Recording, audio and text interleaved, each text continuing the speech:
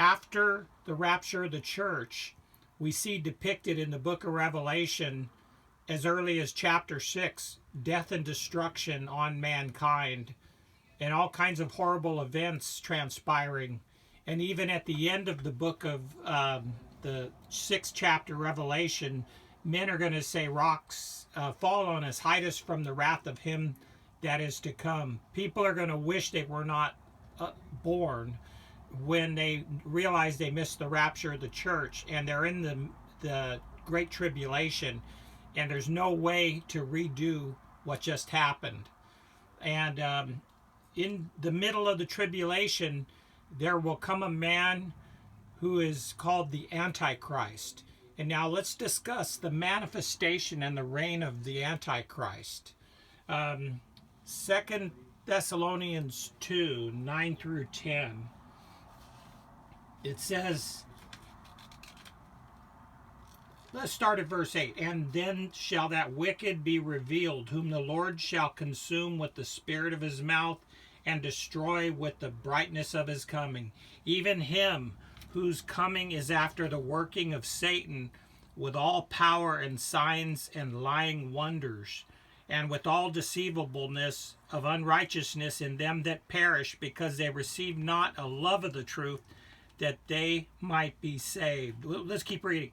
For this cause God shall send them strong delusion, that they should believe a lie, that they all might be damned who believe not the truth, but had pleasure in unrighteousness. So people will be deceived by the Antichrist. He will use signs and wonders and great swelling words and cause the inhabitants of the world to follow after him. Now let's read Revelation 13 and 16 through 17, and let's take a look at the power he has over the people of the earth. Revelation 13. Let's just start. Verse 16. And he causeth all, both small and great, rich and poor, free and bond, to receive a mark in their right hand or in their foreheads, that no man might buy or sell, save he that had the mark, or the name of the beast, or the number of his name. And verse 18, here is wisdom. Let him that hath understanding count the number of the beast, for it is the number of a man, and his number is 666, or 666. So he's going to force everybody to take this mark. Okay, so there's people are going to, let's read about it in chapter 14, how important it is to take that mark, and if you don't take the mark, what's going to happen to mankind. Now, as we start chapter 14, I want to start in verse 6. If any of you remember, Jesus said the gospel will be preached into all the world, and then shall the end come. Okay? Well, this is not a commission to the Christians. It's not whether we're holding back the Lord, the end time, by not, or whether or not we preach the gospel.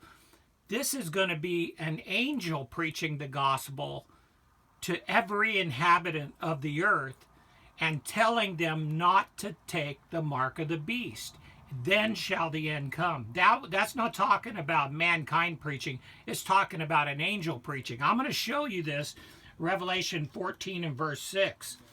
And I saw another angel fly in the midst of heaven, having, listen to this, the everlasting gospel to preach unto them that dwell on the earth, and to every nation and kindred and tongue and people. So he's preaching to all the world, saying with a loud voice, fear God and give glory to him, for the hour of his judgment is come. And worship him that made heaven and earth and the sea and the fountains of waters. And there followed, there's actually 3 angels, but that first angel comes to preach the everlasting gospel that Jesus was talking about. Okay, so again, you don't need satellite TV and all this stuff. No, we just have to preach to our neighbor, and we can send out missionaries, that's fine, but it's not in our hands. It's in God's hands. And there followed another angel saying, Babylon is fallen, that great city, because she made all nations drink of the wine of the wrath of her fornication. And the third angel followed them, and this is what we're back on this page right here. Those who received the mark followed them with a loud voice. If any man worship the beast and his image, and receive his mark in his forehead or in his hand.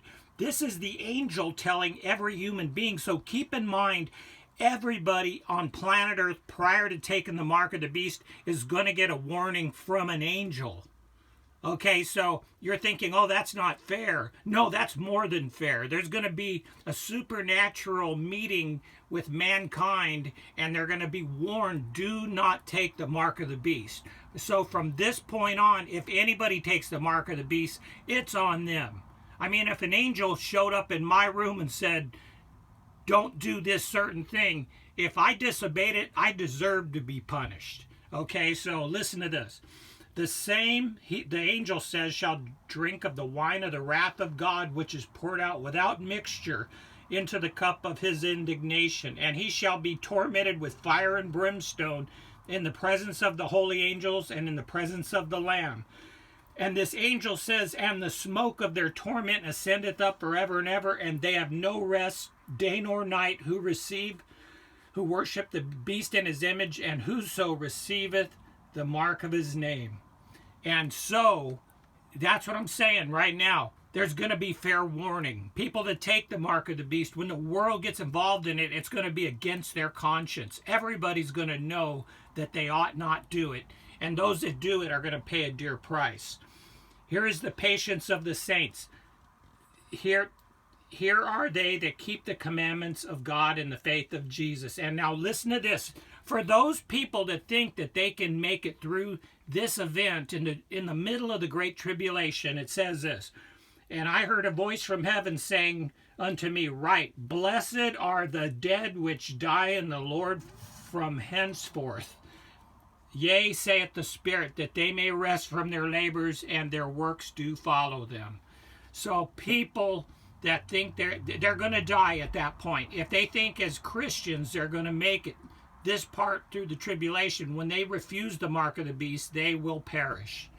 Okay, so, and as we read, those who worship the beast will be tormented with fire and brimstone. Taking the mark is a form of worship.